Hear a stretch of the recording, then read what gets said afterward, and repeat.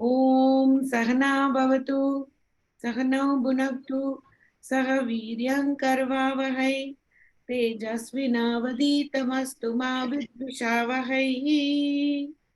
ओम शांति शांति शांति। हरि ओम। हाँ बेटा, 69 से था ना बच्चे? हाँ जी दी। हाँ चलो 69 से शुरू। या निशा सर्वभूतानां तस्यां जागृति संयमे यस्मे जागृति भूतानि सा निशा पश्यतः मुने. The sage is awake to that Atma which is night for all beings. For the wise say that the world of duality is night to which all beings are awake. तो जो दिन होता है हमारे लिए, वो योगी के लिए रात होती है, और जो योगी के लिए दिन होता है वो हमारे लिए रात होती है। उल्टा होता है। योगी को क्या, हमारे दिन से कोई मतलब नहीं है। हमारा दिन क्या होता है? हमारे दिन होता है कि जिस टाइम पर हम सारे अपने दुख दर्द बांट रहे हैं, सुख दुख देख रहे हैं, है ना। हम जिस टाइम पर अपना एक नॉर्मल इंसान जो करता है, राग द्वेष पालता है, दुख दर्द देखता है, जितने भी काम करता है, उससे योगी को कोई मतलब नहीं है, उसको कोई मतलब नहीं है। तो जो हम दिन भर में काम करते हैं, जब हम सारे सो जाते हैं, तब योगी को शांति, जो पीसफुल, जो पीस होता है, वो योगी को रात में मिलता है, हमारी रात में मिलता है। क्योंकि जब तुम लोग जाग करके जो सब काम कर रहे होते हो, मुझे उससे कोई मतलब नहीं है, योगी को कोई मतलब नहीं है। तो योगी कौन हुआ? योगी हम ही हैं, हम ही योगी हैं। हमारे से कुछ अलग नहीं, वखरे नहीं है योगी कि वो उन्होंने ऑरेंज कपड़े पहने हुए हैं, सफेद कपड़े पहने, नहीं। इंसान को दिल से योगी होना बहुत जरूरी है। कि तो आप दिल से योगी कब बनोगे? जब आपको इन सब चीजों में कोई भी मोह नहीं रह जाएगा। किस चीज में? राग में, द्वेष में। राग और द्वेष क्या होता है? किसी भी चीज को जबरदस्ती पकड़ करके उसके पीछे भागना राग होता है। और किसी को बहुत जोर की, जिसको आपने पकड़ा हुआ है, आप उससे उकता चुके हो और उसको छोड़ना चाहते हो, और किसी भी तरीके से उसे छोड़ना चाहते हो, तो उसको द्वेष बोलते हैं। अब जैसे जेलसी हो गई, और जितने भी हमारे अंदर ये सब होते हैं, मोह हो गया, मात्सर्य हो गया, प्राइड हो गई, ईगो हो गई, इन सबको, इन सब से दूर रहने को बोलते हैं योगी। जो इन सबसे दूर रहता है वो योगी होता है। तो ये सारी जो चीजें हैं, राग, द्वेष, मात्सर्य, मोह, ये सब हमारे लिए, हर इंसान की तो नॉर्मल जिंदगी यही होती है ना। किसी इंसान, सबकी जिंदगी में यही होता है। आज मुझे कुछ चाहिए, आज मुझे इससे अलग होना है, आज तो शादी करनी है, कल मुझे डिवोर्स लेना है। एक नॉर्मल इंसान के लिए यही होता है। तो कहते प्रभु कह रहे हैं कि योगी बनो तुम।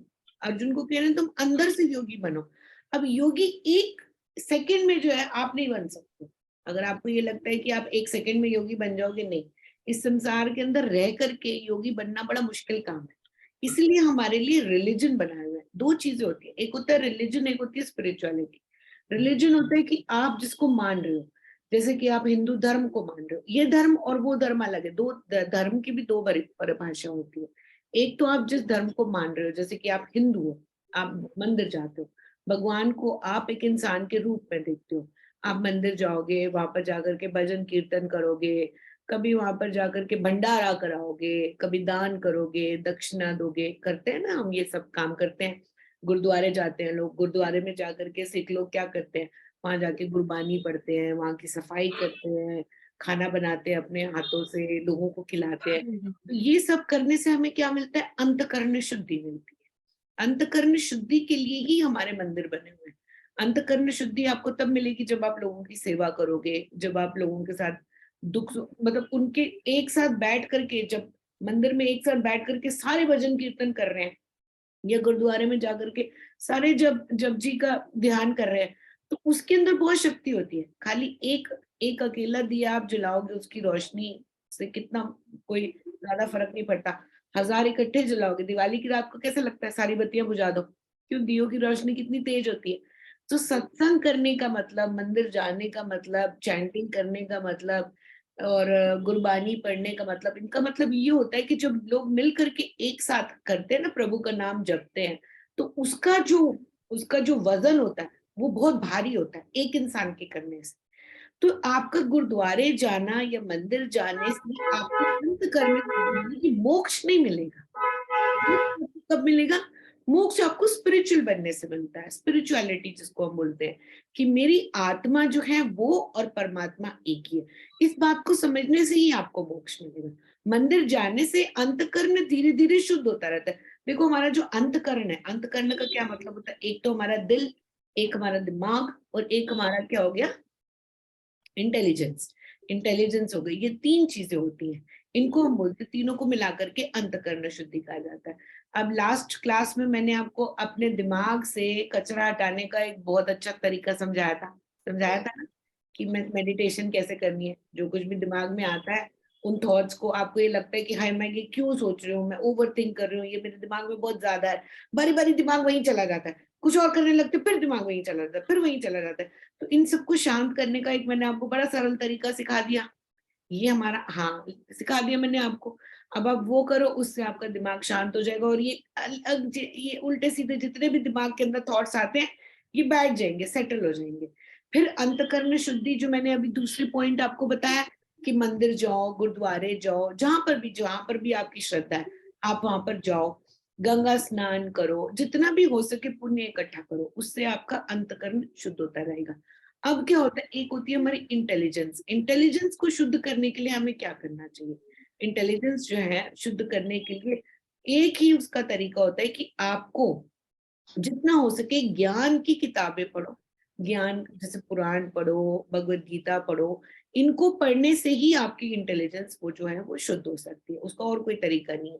वेद पढ़ो, पुराण की कहानियां पढ़ो, पंचतंत्र की कहानियां बच्चों को सुनाते हैं हम लोग, है ना, रामायण देखते हैं, महाभारत देखते हैं, ये सब देखो पढ़ो। महाभारत का 21 दिन का पारायण होता था पहले जमाने में। जैसे रामायण का ये रामलीला होती है ना 10 दिन की, ऐसे महाभारत का 21 दिन का होता था पहले पारायण। 21 दिन तक पूरी चलती थी महाभारत। और ये तो बहुत गलत है, जो जो ये धारणा है ना लोगों की, कि महाभारत के अंदर घर पे रखनी नहीं चाहिए, उसका पाठ नहीं करना चाहिए, या उसको पढ़ना नहीं चाहिए। बहुत गलत है ये। किसी एक बेवकूफ ने बोल दिया कि उससे लड़ाइयाँ होती है, सारे बेवकूफ मानने लग गए कि उससे लड़ाई होती है।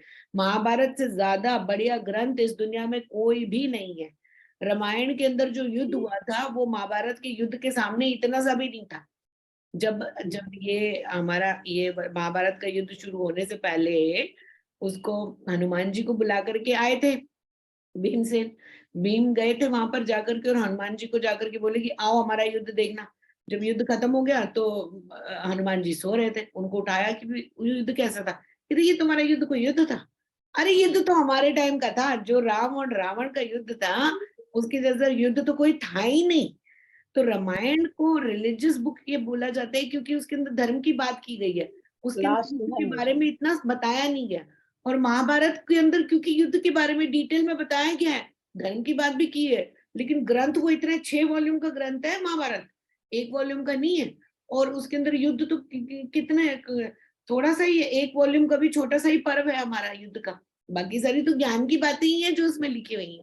तो महाभारत पढ़ना तो बहुत बड़ी बात है, बहुत समझदारी की बात है, उसका एक कैरेक्टर समझना बड़ी समझदारी की बात है। कभी आप अपने आप को देखोगे कि आप दुर्योधन के रूप में देखोगे, कभी आप अपने आप को कर्ण के रूप में देखोगे, कभी आप अपने आप को द्रौपदी के रूप में देखोगे। हमारी एक ही जिंदगी के अंदर वो सारे के सारे कैरेक्टर आपको देखने को मिलेंगे। इसलिए महाभारत का जो है पारायण किया जाता था पहले, है ना। तो ये सब ग्रंथों के बारे में जानने से आपकी अंतःकरण शुद्धि होती है, इंटेलिजेंस की, मतलब जो आपकी सोचने समझने की जो शक्ति होती है, इंटेलिजेंस होती है, उसकी शुद्धि होती है। वो होती है रामायण पढ़ो, पुराण पढ़ो, महाभारत पढ़ो, भगवत गीता पढ़ने से। अब ये तो है चैप्टर, ये तो मैंने आपको बताया कि अंतःकरण शुद्धि। जो हमें जो हमें मोक्ष मिलेगा ना, वो अंतःकरण शुद्धि के बाद मिलता है। तो ये जो हम जिसके बारे में बोलते हैं कि आप मंदिर चले जाओ या आप भगवत गीता पढ़ लो, ये फर्स्ट स्टेप है, ये इनिशियल स्टेप होते हैं।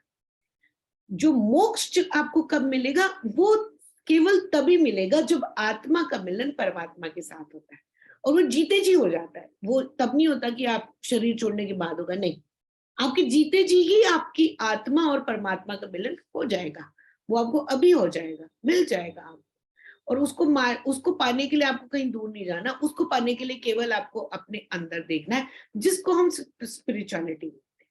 इसी का नाम ही स्पिरिचुअलिटी है। स्पिरिचुअलिटी ऊपर होती है और रिलीजन नीचे होता है। रिलीजन, लेकिन आपको रिलीजन फॉलो करने के बाद ही आप स्पिरिचुअलिटी तक पहुंचेंगे। तो ये नहीं है कि आप सीधा स्पिरिचुअलिटी तक पहुंचेंगे। अगर आप बोल दें कि मैं और परमात्मा एक है लेकिन मुझे तो मंदिर नहीं जाना, वो भी गलत है। क्यों? क्योंकि आपका अंतकरण शुद्ध नहीं है, तभी आप उसको अलग कर रहे हो, उसको आप अलग करके देख रहे हो। अगर आपका अंतकरण शुद्ध है तो आपके मंदिर में और परमात्मा में कोई फर्क नजर ही नहीं आएगा।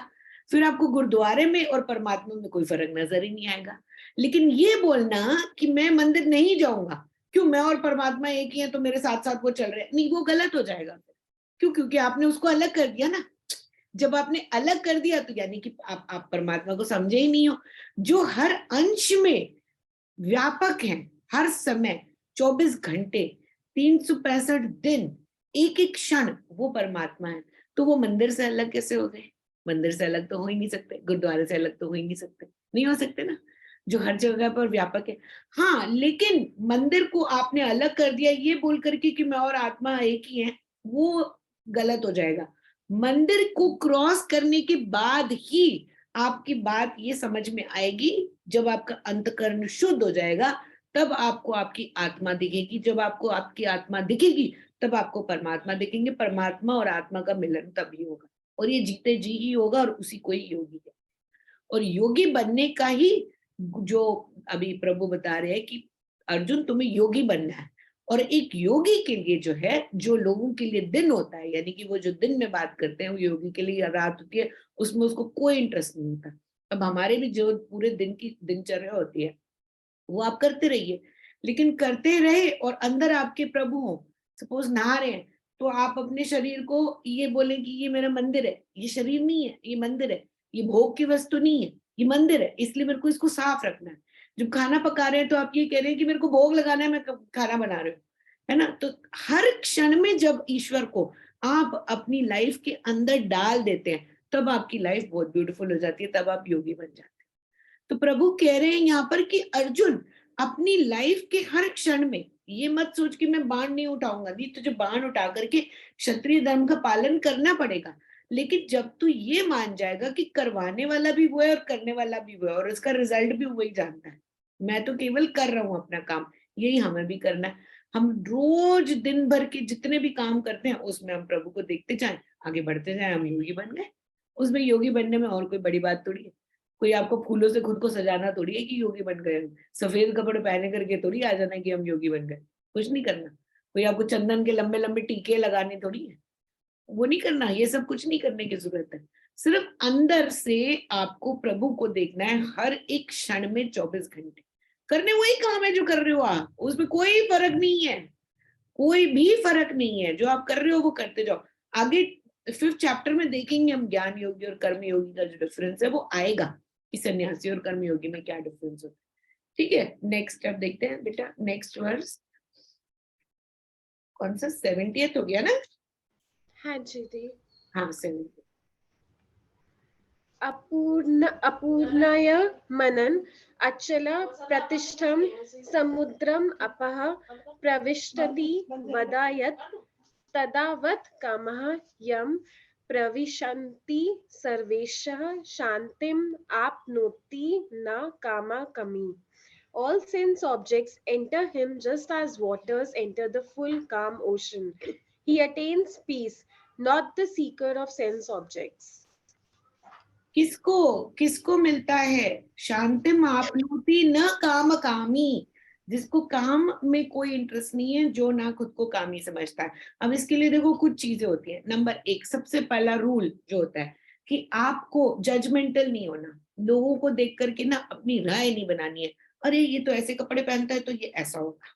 भाई आप किसी को देख करके अपनी राय मत बनाओ, जो जैसे है उसको वैसी एक्सेप्ट करना शुरू करो, उसको उसके फ्लॉज के साथ, उसकी कमियों के साथ एक्सेप्ट करना शुरू करो। अगर आप ये बोलते हो कि नहीं, आपको ये पर्सन चाहिए, मुझे ये बंदा तो चाहिए लेकिन इसके अंदर ये कमियां, इसकी कमियां नहीं चाहिए, तब आप गलत हो। इसको गुस्सा बहुत आता है, मुझे इसलिए ये पसंद नहीं है, तब आप गलत हो। आप उसको जैसा वो है वैसे का वैसे उसको एक्सेप्ट करो और उसको एंजॉय करो। आपको हर एक इंसान को वैसे का वैसे ही एंजॉय करना है। ये नहीं देखना है उसके अंदर कि हाँ भैया ये बंदा तो बहुत बढ़िया है, ये मेरे को प्यार भी करता है, ये मेरे लिए चीजें भी लेकर के आता है, ये मेरे को सजाता भी है, ये गुस्सा बहुत आता है इसलिए मेरे को ये पसंद नहीं है। भाई क्यों ना हो, कौन सी आग जल जाती है जो कि जिसमें धुआं नहीं निकलता? मुझे एक आग बता दो जिसमें धुआं ना निकलता हो, आपकी आंखें काली ना होती हो, और आपने पहले बनाते नहीं थे हम उसके अंदर खाना, अंगीठी में, अंगीठी में जब खाना बनाते थे एक पाइप होता था, उसको जला करके फू फू करते थे, आंखें पूरी काली भर जाती थी धुएं से। लेकिन खाना आग जलाने के लिए वो करना जरूरी होता था कि नहीं होता था? होता था ना। तो आप मुझे एक आग बता दो जो आपको जलाने के लिए आपको आंखें ना काली करनी पड़ती हो। कोई है ऐसी आग जो जलानी पड़े और उसमें आंखें ना काली करनी पड़े? ऐसी जल जाएगी आग वाली? नहीं जलती ना, आंखें काली करनी पड़ती है ना। इसीलिए जो भी इंसान है जैसा भी है, उसको वैसे का वैसे एक्सेप्ट करो। भैया तू तो बहुत अच्छा है, शराब बहुत पीता है, मेरे को तो पसंद नहीं है। गलत। आप जो वो कर रहे हो उसको करने दो। क्यों? क्योंकि उसके कर्मों का तो उसी ने ही फल भोगना है ना, आपने थोड़ी भोगना है। उसकी उसकी शराब पीने से फल आपको मिलेगा? उसको मिलेगा, उसको मिलेगा ना। तो उसको जो करना है उसको करने दो ना। आप उसको जो वो जैसा है उसको वैसे का वैसे एंजॉय करो, बस। आप हो गए पार। अब वो पार होता है नहीं होता, आप उसका क्या मतलब? क्योंकि मोक्ष तो आपको अकेले लेना है, मोक्ष में वो आपके साथ तो आने वाला नहीं है। तो फिर आप क्यों उसको जज कर रहे हो? जज करना बंद कर दो। जैसे लोग हैं उनको वैसे का वैसा एंजॉय करो। दूसरी बात, कभी भी प्रॉब्लम के पीछे मत भागो, हर प्रॉब्लम का सोल्यूशन ढूंढो। जैसी प्रॉब्लम सामने आती है उस प्रॉब्लम का डिंडोरा मत बनाओ। प्रॉब्लम आ गई, हाय अब मैं क्या करूं, हाय अब मैं क्या करूं, हाय अब मैं क्या करूं। एक प्रॉब्लम आ गई, पूरी दुनिया को इकट्ठा करके बता दिया, ये हो गया, ये हो गया, ये हो गया, ये हो गया, ये हो गया, ये हो गया, ये हो गया। इसकी बजाय आपने उसका सोल्यूशन निकालना है कि ये प्रॉब्लम तो आ गई है, अब क्या करूं मैं जिससे मैं इससे बाहर हो जाऊं। आदमी के अंदर क्या फितरत होती है, वो प्रॉब्लम जैसे ही आती है ना, वो बिल्कुल मस्त हाथी की तरह ना इधर उधर भागना शुरू कर देता है। हाय हाय हाय हाय अब मैं क्या करूं, हाय अब मैं क्या करूं, हाय अब मैं क्या करूं, तुम भी सुनो मेरे साथ क्या हो गया, तुम भी सुनो मेरे साथ क्या हो गया। ये नहीं कि इसका सोल्यूशन ढूंढो, सोल्यूशन ढूंढो पहले। प्रॉब्लम के बारे में उसका ढिंडोरा मत पीटो, उससे आपको कुछ नहीं मिलने वाला। अब तीसरी बात ये है, खुद को बदलो, दुनिया को बदलने की कोई जरूरत नहीं है भाई। जो दुनिया है ना उसको वैसे का वैसे ही रहने दो। आपने दुनिया को बदलना जहां शुरू कर दिया वहीं आपकी मूर्खता दिखनी शुरू हो गई। एक मूर्ख इंसान वो होता है जो दुनिया को बदलने की कोशिश करता है। ये आ रही है मेरे यहाँ पर, ये क्यों आ रही है, ये क्यों बोल रही है ऐसे, ऐसा क्यों कर रही है, ये ऐसा काम इसने क्यों कर दिया, ऐसा ये खाना ऐसने क्यों बना दिया, इसने ऐसी बात क्यों कर दी। ये जितनी भी आप दुनिया को बदलने की कोशिश करते रहोगे, वो सबसे बड़ी मूर्खता की बात है। हमारे खुद के अंदर इतनी ज्यादा प्रॉब्लम्स हैं, हम पहले उनको तो ठीक कर लें भाई। खुद को बदलो, जितना बदल सकते हो उतना बदलो, जितना कर सकते हो अपने पे काम उतना करो, करते जाओ करते जाओ करते जाओ करते जाओ। खुद को अच्छा बनाते जाओ बनाते जाओ बनाते जाओ बनाते जाओ। सोने को पिघालते हैं ना, पिघाल पिघाल के, पिघाल पिघाल के उसको पिघाल पिघाल करके पिघाल पिघाल करके जब बिल्कुल खरा हो जाता है, एकदम शाइन करने लग जाता है, हीरे को चोट मार मार के घीस घीस के घीस घीस के घीस घीस के घीस घीस के फिर जाकर के वो जब जितना घीसोगे उसके बाद में वो चमकना शुरू करता है। ऐसे ही हम जब बोलते हैं ना कि मैं आत्मा हूं, वो तभी होता है जब हम अपने आप को चमकाते हैं।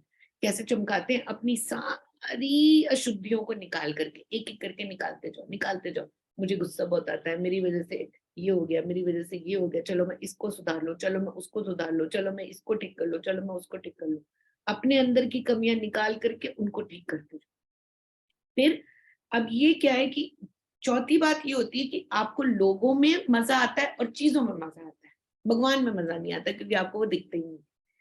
मेरे को चीजें इकट्ठी करने में बड़ा मजा आ रहा है ना, शॉपिंग करने में कितना मजा आता है हमें, जब बाहर जाते हैं हम शॉपिंग करने के लिए, बड़ा वाह वाह मजा आ जाता है बहुत, है ना। लोगों को इकट्ठा करके वो अभी कोई भी आपका फंक्शन होगा, कोई भी घर में त्योहार होगा, लोगों को इकट्ठा करके कितना मजा आता है। इसने ये बात कर दी, उसने वो कर दी, हंस दिए बोल दिए, पता ही नहीं चला 5 घंटे कैसे निकल गए, कितना मजा आता है हमें।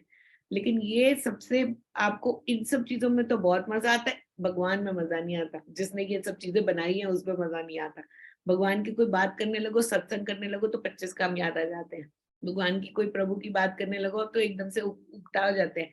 हाय हाय बड़ी देर हो गई, टाइम क्यों नहीं हो रहा, कितनी देर हो, आधा घंटा और है, और बैठना पड़ेगा। लगता है कि नहीं लगता हमें? कितनी जल्दी बोर हो जाते हैं भगवान की बात सुन करके। लेकिन जब लोगों को इकट्ठा करना हो, पार्टी करनी हो, बड़ा मजा आता है। शॉपिंग करने जाना हो, बड़ा मजा आता है। चीजें इकट्ठी करने में बड़ा मजा आता है। उल्टा करना पड़ेगा इसका। आपका जब इंटरेस्ट चीजों में और लोगों में से हट जाएगा और आपको दिखाई देने लग जाएगा कि मेरे आसपास पूरी सृष्टि प्रभु की ही है और प्रभु की वजह से ही मैं हूँ, मैं जिंदा हूँ क्योंकि प्रभु है, जब आपको ये बात समझ में आने लग जाएगी तब आपको मोक्ष मिल गया। अब नेक्स्ट उसका है कि ये देखना है इस पूरी सृष्टि को जिसने बनाया है, मुझे वो चाहिए।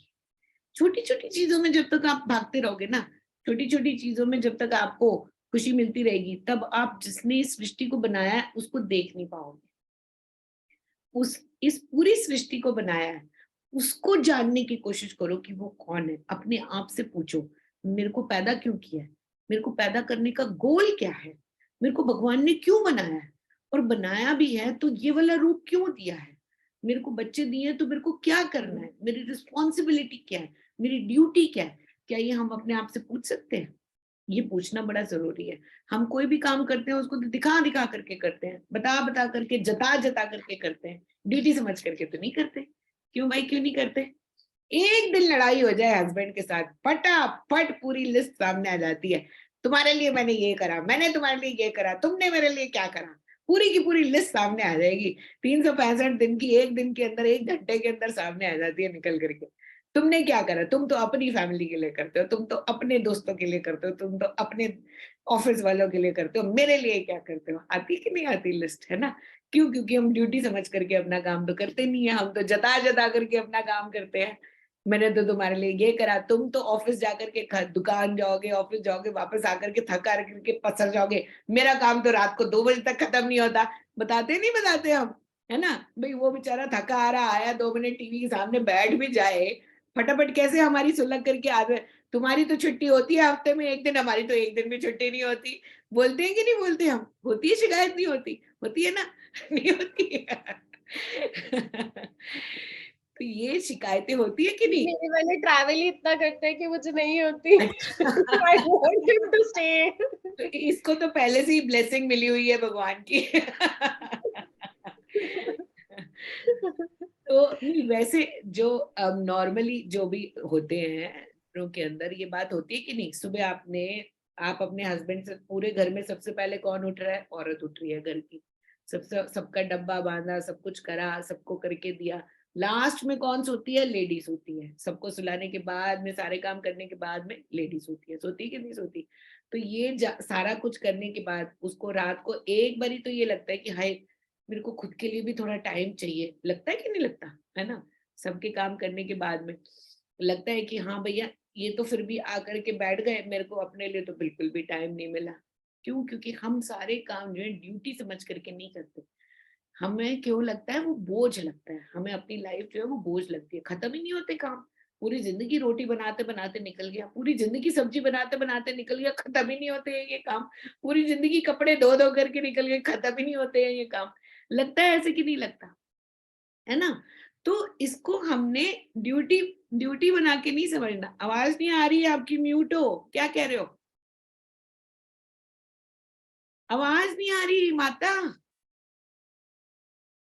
म्यूट हो, म्यूट।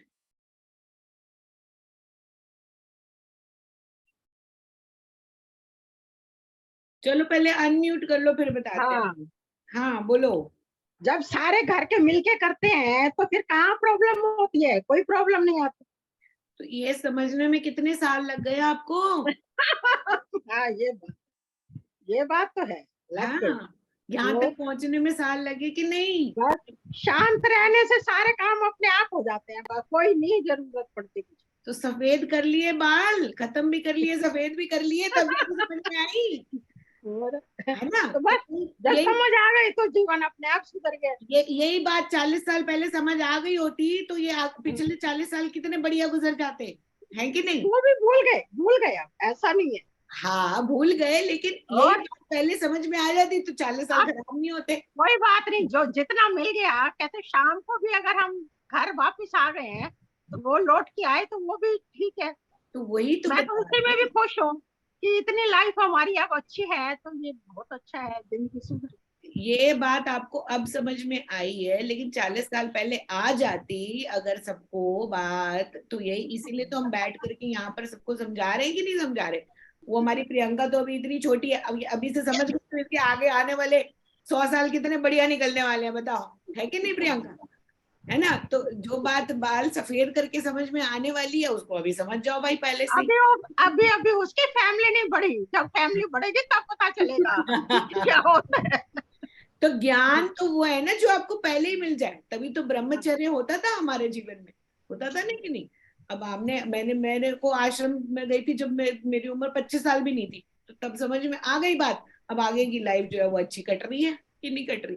लेकिन यही बात अगर आप वेट करोगे कि नहीं भगवत गीता बुढ़ापे में पढ़ लेंगे, पूरी जिंदगी तो आपने खत्म कर ली, समझ में आई जब आपको सारी बातें, तो जिंदगी खत्म, अब तो आ गई डंडी हाथ में, तो क्या फायदा हुआ उसको समझने का? इसलिए समझना पहले चाहिए, ये ना। तो समझ लो जिस बात को। अब देखो क्या है ना कि एक चीज और बड़े ध्यान में रखने वाली है, हर एक इंसान को ना नो करना आना चाहिए। हम ना दो तरीके के लोग होते हैं, एक तो वो होते हैं जो बिल्कुल सुनते ही नहीं है, और एक होते हैं जो सबकी सुनते हैं लेकिन ना नहीं कर सकते। तो ये दोनों चीजों में ना आपको ना अपना दायरा पता होना चाहिए, हर इंसान को ये पता होना चाहिए कि मेरी इतनी बाउंड्री है, ठीक है, ये मेरी बाउंड्री है, इसके अंदर अंदर मैं हूँ। हाँ, बहुत ज्यादा अच्छा बनने की भी जरूरत नहीं है, बहुत ज्यादा बुरा बनने की भी जरूरत नहीं है, एक बैलेंस होना चाहिए अपनी लाइफ के अंदर। ये भी नहीं होना चाहिए कि हाँ सबकी नजरों में आप उठते जा रहे हो उठते जा रहे हो, अगर आप सबकी नजरों में उठोगे ना डिप्रेशन में आ जाओगे, मान लेना ये बात नहीं। जब आप सब कुछ खुश करने में लगे रहोगे ना, डिप्रेशन में आ जाओगे आप। आपको खुद के अंदर से डिप्रेशन होगी, आपको रोना आना शुरू हो जाएगा। क्यों? क्योंकि आपके अंदर क्या है वो आप ही समझ सकते हो। इसलिए एक बहुत जरूरी बात है वो कि नो करना आना बहुत जरूरी है। जब जहां पर आपकी लाइन क्रॉस हो गई वहां पर बोल दो कि अब मैं नहीं कर सकती, आई एम सॉरी। ये आना बहुत जरूरी है। ये जिसको आ गया ना, उसकी उसकी तो पूरी जिंदगी सफल हो जाएगी। क्यों? क्या करते हैं हम लोगों को ना खुश करने में अपनी पूरी जिंदगी निकाल देते हैं, ना कोई खुश होता है ना हम खुश होते, खत्म हो जाती है हमारी जिंदगी भी उल्टी। इसलिए अपने राइट, जो मेरे लिए सही है उसको समझो, ये मेरे लिए गलत है उसको समझो। कहाँ तक मुझे जाना है, किस रबर बैंड को कितना खींचना है ताकि वो टूट ना जाए, उतना खींचो, उसके बाद में नो करना सीखो। तो दोनों तरीके से यस भी आना चाहिए, नो करना भी आना चाहिए। हाँ भाई मैं थक गई हूँ, अब मेरे बस का कुछ नहीं है, अब जिसको जो जो करना है करते रहो, बाकी सब कल करेंगे। आपने जिस दिन ये सीख लिया उस दिन आपका जीवन सफल हो जाएगा। जबरदस्ती अपने आप को करोगे तो आप डिप्रेशन में आ जाओगे, एंजाइटीज हो जाएंगी, टेंशन हो जाएगी, स्ट्रेस हो जाएगी। यही होता जा रहा है आजकल की हमारी जिंदगी के अंदर। जब हम नो करना नहीं सीखते तो आपके अंदर इतनी एंजाइटीज और टेंशन और स्ट्रेस आ जाती है, फिर बंदा कहता है मैंने गलती कहाँ कर दी, मुझे तो पता ही नहीं चला मैंने गलती कहाँ कर दी। इसलिए बैलेंस होना बहुत जरूरी है। यस और नो का बैलेंस होना बहुत जरूरी है। नो करना भी आना चाहिए कि मेरी हद इतनी है, मेरी लिमिटेशन इतनी है, मेरी बॉडी सिर्फ इतना कर सकती है, मैं इसके साथ ज्यादा नहीं कर सकती, खत्म। नो करना सीखो, ठीक है। नेक्स्ट देखते हैं 71। विहाय विहाय कामन या सर्वान् भगवान मेरे पुमान् चरति निःस्पृहः निर्मः निराहंकारः सः शान्तिम् अधिगच्छति. Having given up all sense objects, that person who moves without cravings and without the notion I and mine enjoys peace. ये क्या होता है, आई एंड माइंड का जो नोशन होता है ना उसको हटा दोगे। जब तक मैं और मेरा, मैं मेरा मैं मेरा मैं मेरा ये जिंदगी में चलता रहेगा तब तक वो कॉम्प्लिकेटेड ऐसे ऐसे हो जाएगी आपकी जिंदगी। मैं मेरा मैं मेरा मैं बकरी की तरह मैं अपनी नाक से नीचे कुछ आगे दिखता नहीं है। मेरा मेरा मेरा मेरा, ये भी मेरा वो भी मेरा, ये भी मेरा वो भी मेरा, छूटता ही नहीं है। इंसान का मोह छूटता ही नहीं है। क्या करते हैं लोग पता है, तिजोरियों के अंदर बंद करके, अलमारियों के अंदर रख रख के चीजों को ताले मार मार के इतने इतने गुच्छे बना लेते हैं। और उसके बाद उनको नींद नहीं आती, न दिन में न रात में, संभाल संभाल के चीजों को, हाय मेरा हाय मेरा हाय मेरा, ये कोई लेना जाए, हाय मेरा ये कोई नहीं, मेरा मेरा मेरा करके मैं करके खत्म हो जाते हैं पूरी जिंदगी। अपनी नाक से नीचे कुछ नहीं दिखता, मैं हूँ तो संसार है, संसार इसलिए क्योंकि मैं हूँ, बस इसके आगे उनको कुछ भी नहीं दिखता। मैं और मेरा करना तो बहुत गलत है, इसका कोई फायदा ही नहीं है। जितना आप ये बोलते रहोगे कि मैं ही हूँ, बस इसको बोलना छोड़ दो। देखो कि कोई भी चीज आपकी है ही नहीं, जब पैदा हुए थे तब भी नहीं थी, शमशान के बाद भी हमारी नहीं होने वाली। शमशान घाट पे जब आपके शरीर को छोड़ा जाएगा ना, उसके बाद आपकी जितनी भी चीजें हैं उनको भी छोड़ दिया जाएगा, सबको अलग कर दिया जाता है। आपके पड़े हुए कपड़े, चश्मे, घड़ियां, सब, कोई आपकी चीजों को हाथ नहीं लगाएगा। जितनी चीजें आप इकट्ठी कर रहे हो वो सिर्फ तब तक है जब तक आप हो। और एक इंसान का होता क्या है फिर, अगर मैं और मेरा नहीं है तो मेरा है क्या? सिर्फ आपकी दो ही चीजें हैं, एक जो आप इस्तेमाल कर रहे हो आज, और दूसरा जो आप खा रहे हो, बस। अगर आपने कोई चीज इस्तेमाल कर रहे हो, ये चश्मा आप इस्तेमाल कर रहे हो तो ये आपका आज है। जो चीज आप खा रहे हो तो वो आपकी आज है। ये कपड़ा जो आपने पहना हुआ है ये आज आपका है। बाकी इसके अलावा आपने जितनी भी चीजें इकट्ठी की हैं वो सब आप किसी दूसरे के लिए छोड़ के जाने वाले हो। ये बात को ध्यान रखना, वो किसी के काम नहीं आने वाली, वो आप किसी दूसरे के लिए कर रहे हो। आज आपने अगर पैसे इकट्ठे करे हैं तो आपने जो पैसा लगा दिया अपने खाने के ऊपर, या जो चीज आपने इस्तेमाल कर ली, इस्तेमाल मतलब वो कर ली, उसको वो अपनी यूज कर ली, वो तो आपका हो गया। बाकी जो चीजें भी आपने जितनी भी चीजें खरीदी हैं वो आप किसी और के लिए छोड़ करके जाने वाले हो। वो आपकी होने ही नहीं वाली है, ना आपकी है ना आपकी कभी होगी। तो फिर ये मेरा मेरा मेरा मेरा मेरा मेरा करके क्या फायदा होने वाला है? कुछ फायदा होने वाला है? कुछ फायदा नहीं होने वाला। दूसरा मैं देखो कहाँ पर आता है। जब एक तो मैंने अभी आपको बताया कि आप ड्यूटी नहीं समझते हो उसको, आपको लगता है कि मैं ही सब कुछ कर रहा हूँ, जो भी कर रहा हूँ मेरी वजह से ही हो रहा है। अच्छा, ये तो औरतों का होता है कि हम घर को संभालते हैं सब कुछ। अब आदमियों का क्या होता है? आदमियों का मैं तो उससे भी ऊंचा होता है। वो तो औरत को भी कुछ नहीं समझते। आदमियों का क्या समझते हैं, वो औरत को भी कुछ नहीं समझते। उनको लगता है कि भैया मैं पैसे कमा करके आ रहा हूँ, पैसे से दुनिया चलती है और दुनिया चल रही है, इसी वजह से सब कुछ हो रहा है। मैं पैसे नहीं कमाऊंगा तो सब कुछ रुक जाएगा, ये घर भी रुक जाएगा, ये फैमिली भी रुक जाएगी। आदमी का अहंकार इतना ज्यादा होता है, क्यों होता है? औरत से भी ज्यादा होता है। उसको ये लगता है कि मैं बाहर जा रहा हूँ, काम कर रहा हूँ, मेरे से ही चल रहा है। इसलिए जब वो घर पर बैठता है बाकी सारे मेंबर चुप होकर के बैठते हैं। पापा आ जाएंगे तब तक कर लो जो करना है, पापा के आने के बाद कोई कुछ नहीं करेगा। होता है ना घरों में, ये होता है कि नहीं होता? पापा के आने के बाद कोई कुछ नहीं करेगा, पापा है और उनका डंडा रहता है। जब तक आदमी का डंडा रहता है घर पे सब शांति पूर्वक पूरा घर चलता रहता है अपने आप ही। जैसे वो होती है ना चक्की होती है ना गोल, उसका डंडा पकड़ लो आप, एक बार आपने घुमा दिया फिर चक्की घूमती रहती है, डंडे के भरोसे वो घूमती रहती है, घूमती रहती है, घूमती रहती है ना। तो आदमी का डंडा वही होता है, वो खड़ा होता है बस, उसका पूरी चक्की घूमती रहती है, पूरी दुनिया घूमती रहती है। जिस दिन उसका उसका रौब होता है, उसका सब ईगो होती है, उसका होने का एक एहसास होता है घर के अंदर, तो वो होता है उसका अहम।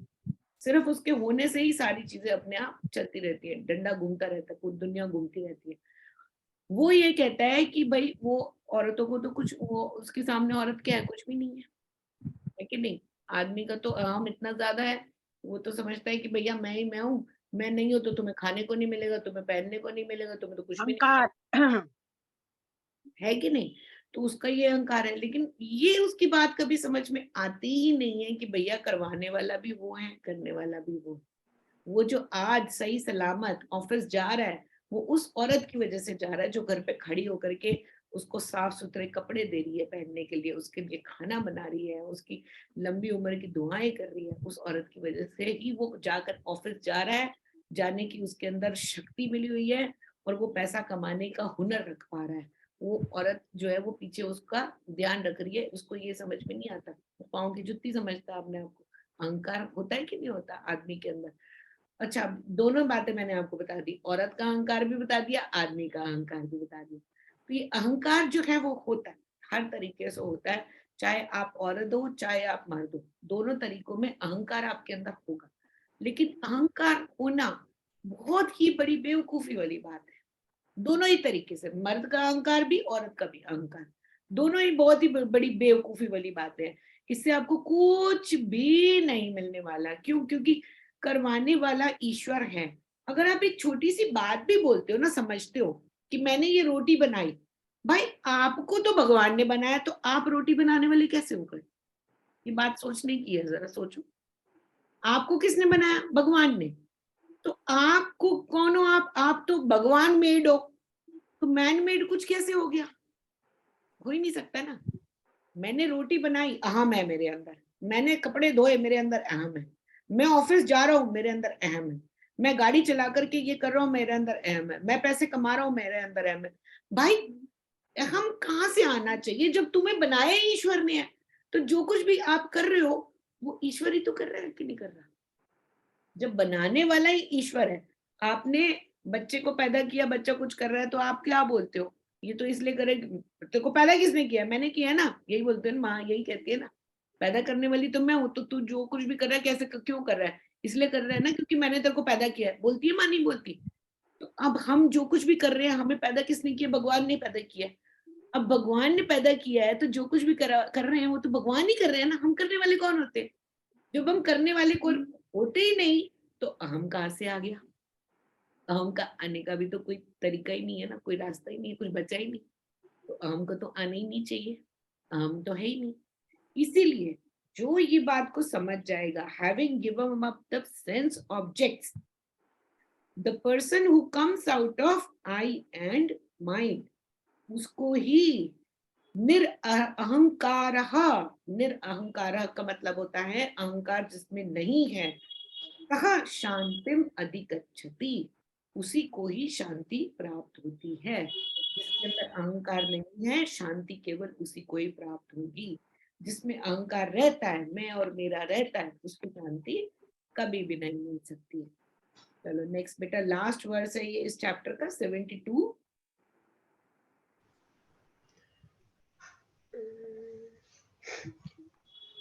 ईशाः ब्राह्मी स्थित परपार्थ न इम प्राप्य विमुक्ति स्थित्वः अस्याम् अन्तकाले अपि ब्रह्म निर्वाणाम् रिच्यति.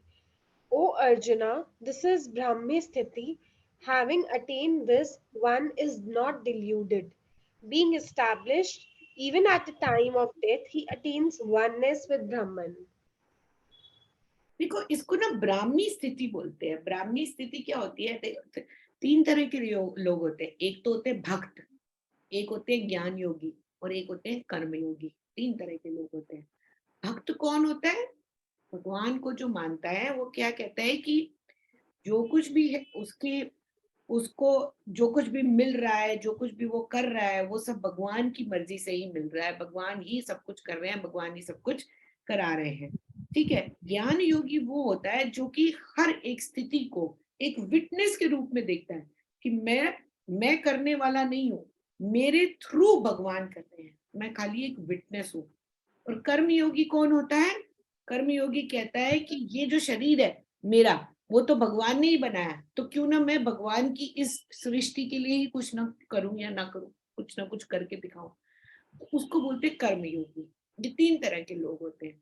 अब आपको ये डिसाइड करना है कि आपको भक्त बनना है, आपको ज्ञान योगी बनना है, या आपको कर्म योगी बनना है। आगे की भगवत गीता पूरी इन तीनों पॉइंट्स के ऊपर ही लिखी गई है। इसलिए जब भी एक चैप्टर भगवत गीता जी का खत्म होता है, उसका जो सीड है ना अगले चैप्टर का, वो लास्ट में प्रभु डाल देते हैं कि अब अगला चैप्टर शुरू होना है। अगला चैप्टर जो शुरू होने वाला है वो हम कर्म योगी का शुरू करने वाले हैं। ये वाला जो चैप्टर था हमने ज्ञान योगी का देखा, फिर आगे जो आएगा भक्त योगी का भी आएगा। तीन तरह के ये होते हैं। अब आपको चूज करना है कि आपको क्या, या तो आप 24 घंटे भक्ति में लग जाओ, प्रभु की भक्ति में लग जाओ, ठीक है, ताकि आपको जब आपका समय मृत्यु का आए तब आपको प्रभु के अलावा और कोई दिखाई ना दे। जो बंदा 24 घंटे अपने आप को प्रभु की भक्ति में लगा देगा, वो फिर मरने के टाइम पर भी उसको प्रभु ही याद आएंगे, आएंगे कि नहीं? तो उसको मोक्ष मिल गया, ऑटोमेटिकली मिल गया। ज्ञान योगी कौन होता है? जो अपने विवेक का इस्तेमाल करता है कि मैं आत्मा हूं और मेरा शरीर जो है वो नश्वर है, वो तो खत्म हो जाएगा, तो मैं अपने विवेक को इस्तेमाल करूं, यानी कि मैं आत्मा हूं, मेरी आत्मा कभी नष्ट नहीं होगी, मेरी आत्मा वही परमात्मा है जो हमेशा से थे, हैं और रहेंगे। इसलिए मेरा शरीर जो है वो खत्म हो जाएगा पर मेरा आत्मा खत्म नहीं होगी। जब वो आत्मा के साथ इकट्ठा रहेगा तो यानी कि उसका शरीर रहे या ना रहे, जब उसको मौत आएगी उसको भी मोक्ष मिल जाएगा।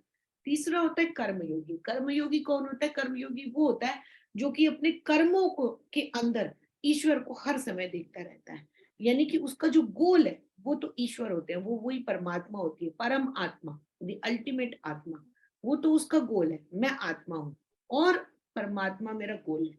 तो जब वो मेरा गोल है तो मैं जो भी कर्म करूंगा वो परमात्मा ही कर रहे हैं, यानी कि मेरे शरीर से परमात्मा ही कर रहे हैं, और जितना हो सके मैं अपने शरीर से अच्छा काम कर सकूं। तो वो क्या कहता है कि सृष्टि के लिए काम करना शुरू कर देता है। ये भगवान की सृष्टि है, भगवान ही इसमें व्यापक है, और मैं भगवान के लिए ही कर्म करूंगा, जो कुछ भी कर्म करूंगा। बहुत सारे हमने लोग देखे होंगे, लोगों को इकट्ठा करके, आज भैया एक काम करते हैं, चलो यहाँ पर गौशाला बना देते हैं, चलो आप चंदा दे दो, आप दे दो, आप दे दो, आप दे दो, करते हैं, काम करते हैं। कोई कहता है कि चलो माता का जगराता रख लेते हैं, सबसे पर्चियां कटवा रहे हैं, चंदा इकट्ठा कर रहे हैं, क्यों माता का जगराता रखेंगे, इकट्ठा कर लेते हैं। फिर कोई कहता है कि चलो मैं यहाँ पर बावड़ी वो अब पानी का कोई टंकी लगवा देता हूँ, चल थोड़ा इधर से इकट्ठा कर लिया, उससे इकट्ठा कर लिया, पुण्य का काम कर लिया। इसलिए कर्मयोगी के काम होते हैं, कर्मयोगी ये करता है कि चलो सृष्टि के अंदर हम आए हैं, भगवान की, प्रभु की ये सृष्टि है, तो इसके अंदर दूसरों के लिए, प्रभु की सृष्टि के लिए ही कुछ ना कुछ हम करते रहे और आगे बढ़ते रहे। तो ये तीनों जो पॉइंट्स हैं, ये तीनों पॉइंट्स के ऊपर ही आगे की भगवत गीता पूरी बेस्ड है। तो अब जो हम नेक्स्ट चैप्टर जो शुरू करेंगे, इसलिए इस चैप्टर के एंड में जो प्रभु बोल रहे हैं, कह रहे हैं कि ब्रह्मी स्थिति में आ जाओ। ब्रह्मी स्थिति वो होती है जिसमें आपने ब्रह्मन को गेन कर लिया, मतलब ब्रह्मन और आप एक हो गए, उसको ब्रह्मी स्थिति बोलते हैं। ब्रह्मन और आप एक कैसे हो जाते हो? जब आप आत्मा से ब्रह्मन को जान लेते हो। आत्मा कौन है आपकी? आत्मा जो हमारी है, जो कि नेति नेति प्रोसेस से हमें पता चलता है, यानी कि ये शरीर मैं नहीं हूं, मैं ये दिमाग नहीं हूं, मैं अपनी इंटेलिजेंस नहीं हूं, फिर मैं कर्मेंद्रिय नहीं हूं, मैंने ज्ञानेंद्रिय नहीं हूं। हमने किया था ना ये पहले, कर्मेंद्रिय और ज्ञानेंद्रिय।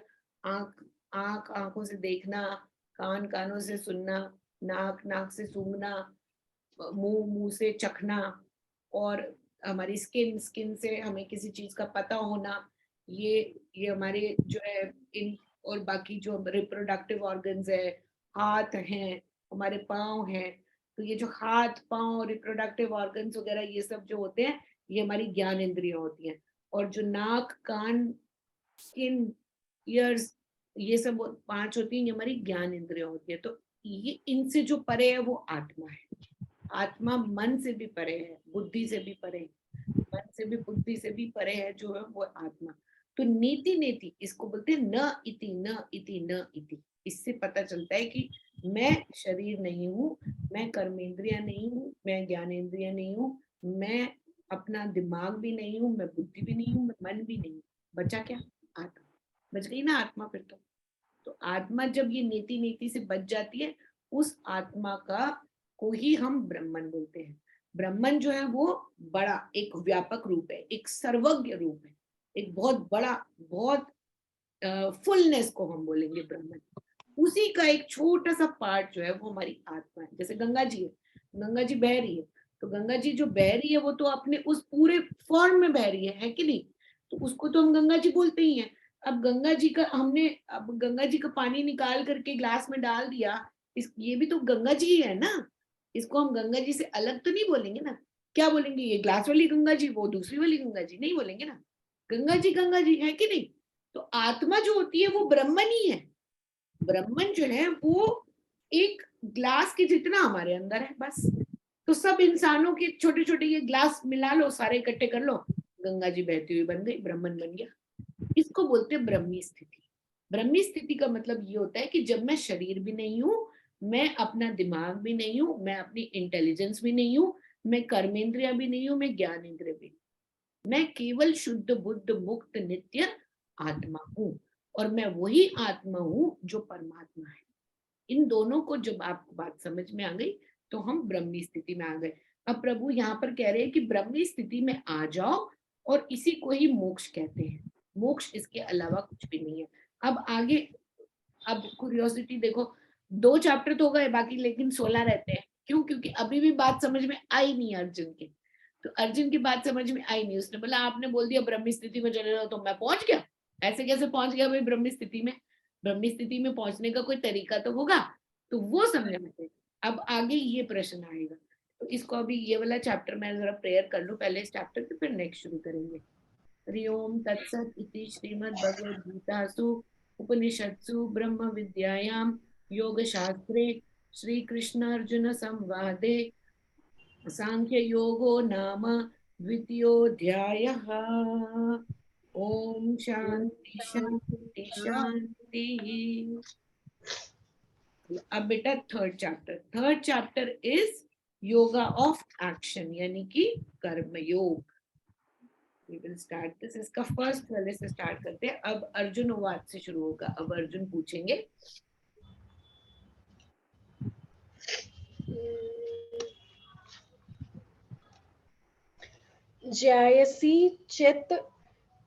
जायसी चित्र कर्मणः ते मता बुद्धिः जनार्दन तत् किं कर्माणि घोरः मम निवोज्यसि केशवा.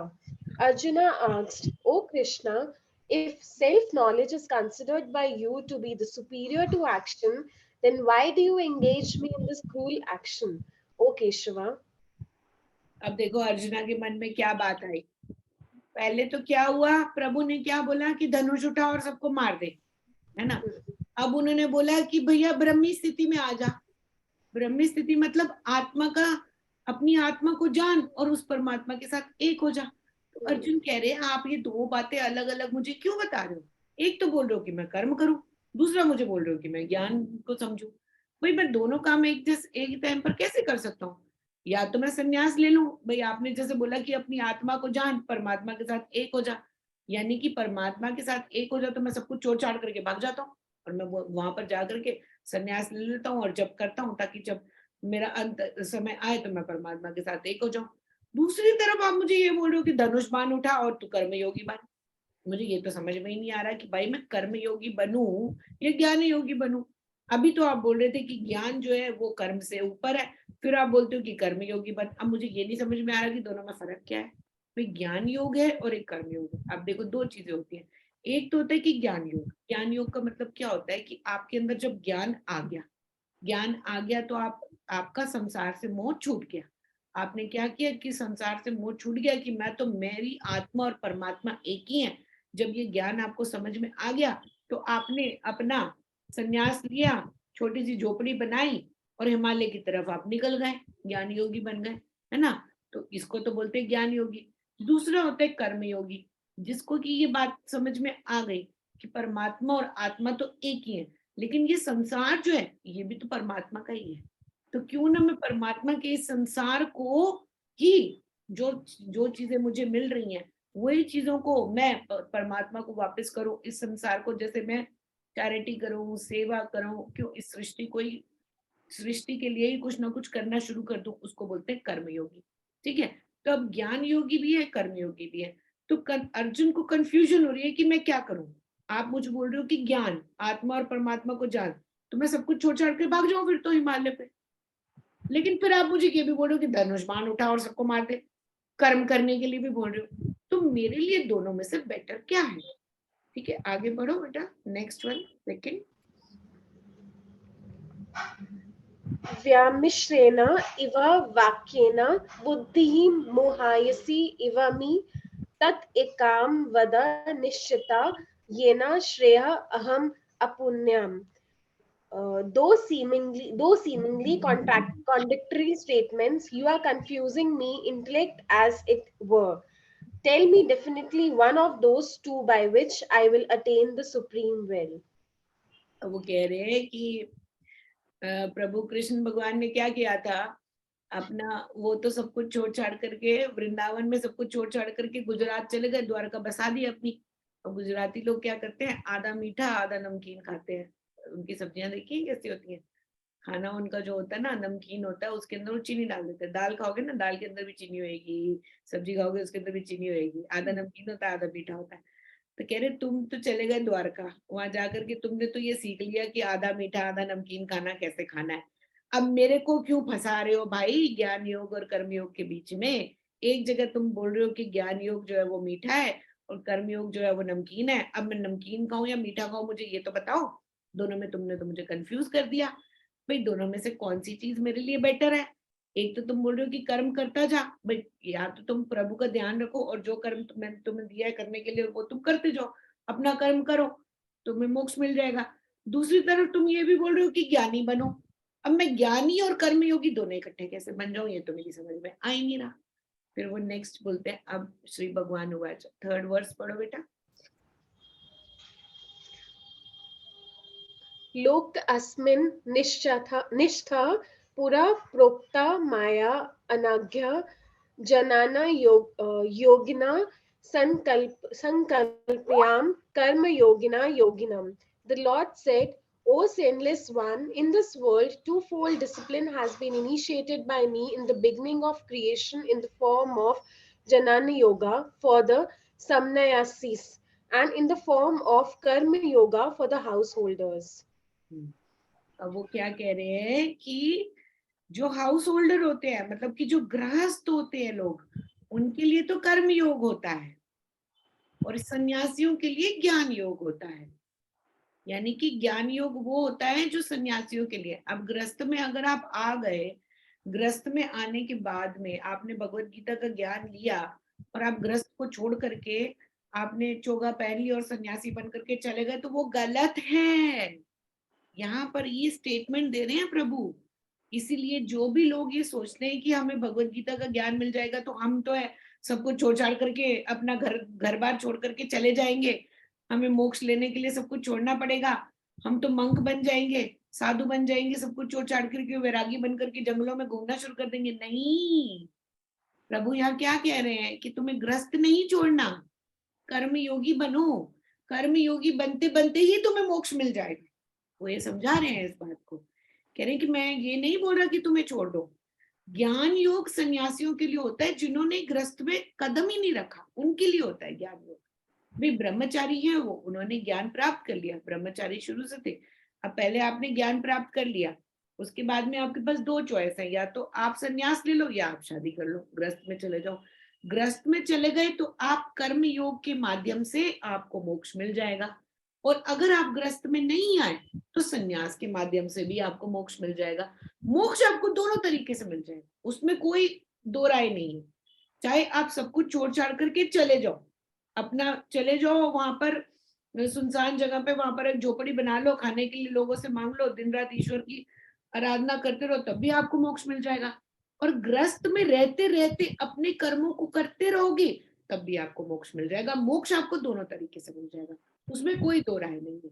इसलिए ये वाला वर्ड्स बहुत इंपॉर्टेंट है उन लोगों के लिए जिनको ये डाउट होता है कि भगवत गीता का ज्ञान मिलने से हम तो सब कुछ छोड़ छाड़ करके भागने वाले हैं, या फिर हमें सन्यासी बन करके सब कुछ छोड़ना पड़ेगा. ऐसा कुछ भी नहीं होता, आपको कुछ छोड़ने की जरूरत नहीं है. दोनों ही मार्ग, ज्ञान योग का मार्ग भी, कर्म योग का मार्ग भी, वो दोनों ही हम ह्यूमन बींग्स के लिए हैं, हम इंसानों के लिए बने हुए हैं. आप दोनों में से कोई भी चूज कर लो, आप पहुंचोगे वहीं पर ही, मोक्ष के लिए ही पहुंचोगे. पर क्योंकि हम लोगों में, सब इंसानों के अंदर सत्व रजस और तमस गुणों का एक अलग ही मिश्रण होता है, इसकी वजह से हम लोग चूज क्या करते हैं, हम अपने लिए ज्ञान योग चूज करते हैं या कर्म योग चूज करते हैं, वो हमारे ऊपर डिपेंड करता है. वो हम आगे डिटेल में देखेंगे. तो अभी प्रभु यहाँ पर ये कहते हैं कि जो ये तो सोच रहा है कि ज्ञान योग और कर्म योग में से कौन सा बड़ा है या क्या कौन सा छोटा है, इसको ये मत सोच. मैं तेरे को अब वो ज्ञान देने वाला हूँ जिसको मैंने शुरू से लोगों को दिया है, यानी कि सब मैं ये बहुत ही पुरातन, बहुत ही पुराना ज्ञान है, ये मैं तेरे को समझाने वाला हूँ. कर्म योगी, जो कर्म योग है वो गृहस्थों के लिए है, ज्ञान योग सन्यासियों के लिए है. दोनों में से आप जो भी चूज करोगे पहुंचोगे आप एक ही जगह पर. और वो कैसे पहुंचना है वो अब मैं तुम्हें इसके बाद से अब समझाने वाला हूँ. तो नेक्स्ट हम उसमें देखेंगे. अब ये आज का तो टाइम हो गया, तो नेक्स्ट क्लास में देखेंगे हम ये आगे प्रभु क्या कहते हैं इसको, कि ज्ञान योग और कर्म योग के अंदर क्या डिफरेंस है. क्योंकि ये वाला जो वर्स है ना, ये थोड़ा सा इम्पोर्टेंट वर्स है, इसको नेक्स्ट क्लास में देखेंगे. आज के लिए इतना ही बहुत है. प्रवृत्ति और निवृत्ति में आ जाएंगे थोड़ा सा, फिर समझ में आएगा इसको. ठीक है, चलो प्रेयर कर लेते हैं. ओम पूर्णमदः पूर्णमिदं पूर्णात् पूर्णमुदच्यते पूर्णस्य पूर्णमादाय पूर्णमेवावशिष्यते. ओम शांति शांति शांति. हरि ओम. ओके बेटा, हरि ओम. हरि ओम। Bye bye.